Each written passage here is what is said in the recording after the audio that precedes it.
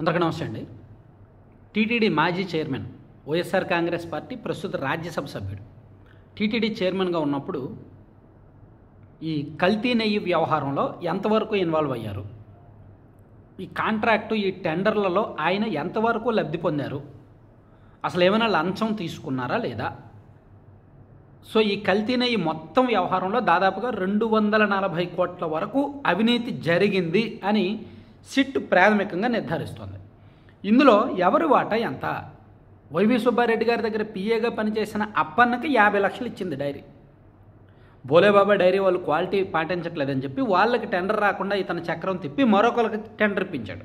వాళ్ళు కిలోకి 25 రూపాయలు చొప్పున మొత్తం మీద 50 లక్షల రూపాయలు చిన్నప్పన్నకి వైవి సుబ్బారెడ్డి గారు పిఏకి 50 లక్షలు ఇచ్చినట్టుగా సిట్ ప్రూవ్ చేసింది. రిమాండ్ రిపోర్ట్లో ప్రాథమిక ఆధారాలు కూడా చూపించింది, ఆయన బ్యాంక్ ట్రాన్సాక్షన్స్ అవన్నీ. సో పిఏగా పనిచేసిన వ్యక్తి అంత లబ్ధి పొందితే మరి చైర్మన్గా పనిచేసిన వ్యక్తి పరిస్థితి ఏంటి?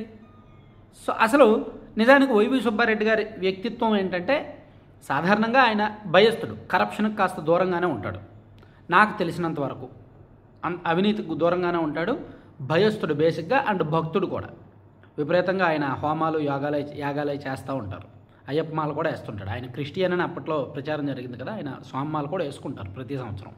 సో అంటే మేబీ ఆయన మరి ఇంత పెద్ద వ్యవహారం పార్టీ అధికారంలో ఉంది కాబట్టి ఏమైనా తలదూర్చారా, కరప్షన్ ఈ నెయ్యి టెండర్లో ఆయన పాత్ర ఏంటి అనేది ఇప్పుడు సిట్ నిర్ధారించే పనిలో ఉంది. దీనిలో భాగంగా వారి ఎందుకంటే ఈ బోలేబాబా ఈ కంపెనీ డైరీ డైరెక్టర్ పమిల్ జైన్ అనే వ్యక్తి టెండర్ కన్ఫర్మ్ అవ్వడానికి ముందు, అంటే వాళ్ళ చేతికి టెండర్ వెళ్ళడానికి ముందు వైవి సుబ్బారెడ్డి గారిని వాళ్ళ ఇంట్లో, హైదరాబాద్లోని వాళ్ళ ఇంట్లో కలిశారంట. దాంతో ఇప్పుడు అనుమానాలు బలపడ్డాయి. సో అందుకని అతన్ని కలిసిన తర్వాతే టెండర్ ఫైనల్ అయిందంట. అదే టైంలో ఈ చిన్నప్పన్న ఖాతాలో 50 లక్షలు పడింది. కాబట్టి ఇప్పుడు దీనిలో కొంచెం డెప్త్గా వెళ్తే అసలు సుబ్బారెడ్డి గారు ఏమైనా లబ్ధి పొందారా అనేది తీసుకోవడానికి రెడీ అవుతున్నారు.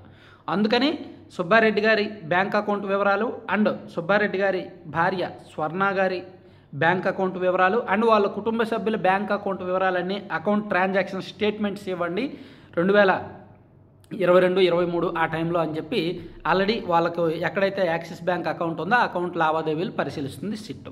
సో ఒకవేళ సిట్ అనుమానాలు నిజమైతే వైవి సుబ్బారెడ్డి గారి ఖాతాలో అనుమానాస్పద అమౌంట్ పడితే అప్పుడు కొంచెం నెక్స్ట్ లెవెల్కి వెళ్తుంది దర్యాప్తు. అంటే ఒక టీటీడీ చైర్మన్ స్థాయిలో కూడా తప్పు జరిగినట్టే.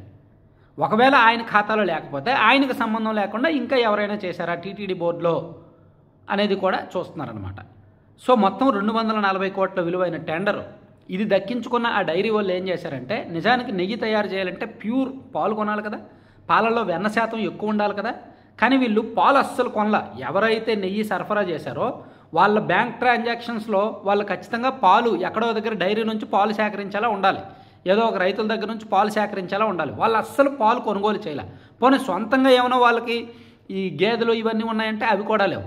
మరి ఎలా పాలు లేకుండా నెయ్యి ఎలా తయారు చేశారంటే, వెన్న కొన్నారు. కేవలం తక్కువ మోతాదులో వెన్న కొని దానిలో కొంత డాల్డా ఎక్కువగా మిక్స్ చేసి, పామాయిల్ ఎక్కువగా మిక్స్ చేసి, ఇతర పదార్థాలతో కల్తీ చేసి దాన్ని నెయ్యిగా తయారు చేసి అమ్మేశారు. ఇది జరిగిన తప్పు. అలా కల్తీ చేశారు. మొత్తం వాళ్ళకి ఇచ్చిన టెండర్ 240 కోట్లు. అందులో వాళ్ళకు భారీగానే లబ్ధి పొందింది, భారీగానే మిగిల్చుకున్నారే అంటున్నారు. ఈ మిగిలిన దానిలో ఎవరెవరికి ఎంత పంచిపెట్టారు, ఎంత స్కామ్ జరిగిందనేది ప్రస్తుతానికి వెరిఫై చేస్తున్నారనమాట. సో ఈ మొత్తం వ్యవహారంలో సుబ్బారెడ్డి గారి పాత్ర ఉంటే ఇంకా వైసీపీ పెద్దల పాత్ర కూడా బయటపడుతుంది. సో ఏం జరుగుద్ది అనేది చూద్దాం.